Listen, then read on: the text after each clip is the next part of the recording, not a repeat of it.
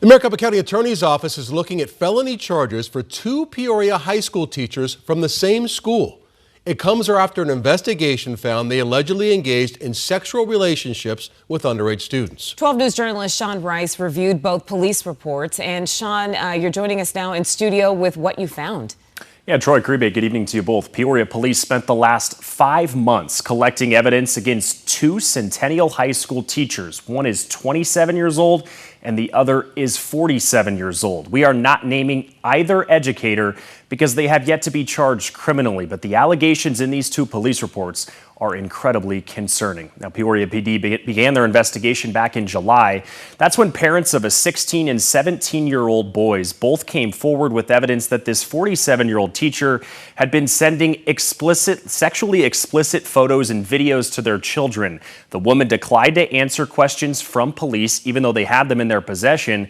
But police analyzed the tattoos on the woman's body. In those, they concluded she was the person in these videos. Then Peoria police opened an investigation into another female teacher.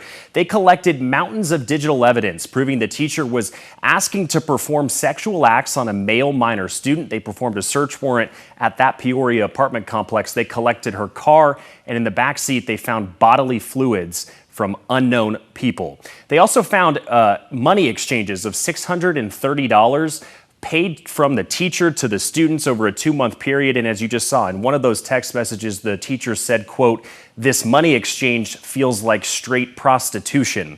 Peoria police have recommended she be charged with pandering for prostitution. They argue they used the money to coerce the minor student to engage in sexual acts with her. The key to this case, according to a criminal defense attorney, is having these minor victims willing to take the stand in a court of law.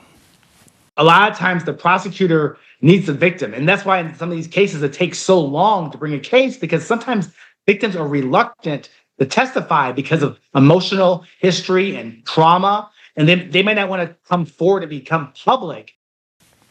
You can certainly understand that, but that is the key to a potential prosecution. The Peoria Unified School District says both teachers are now on administrative leave. They've been on leave for the past several months. The district is conducting their own investigation into these alleged criminal activities, sexual acts that may have been performed. That is an investigation that is completely separate from the one being conducted by Peoria police. Now, police sent this case to prosecutors for review back on November 18th. The Maricopa County Attorney's Office could not give me a time frame on when they will make a charging decision. Troy. Sean, were these two incidents connected? Like, were the teachers somehow connected to each other, and this was a whole coordinated thing between all four of them?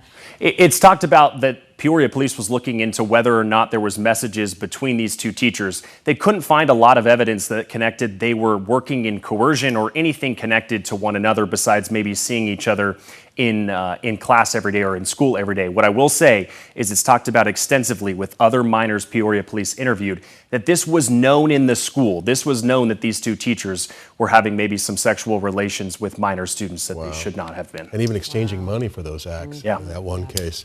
All right, we'll see what happens with this. Thank you, Sean.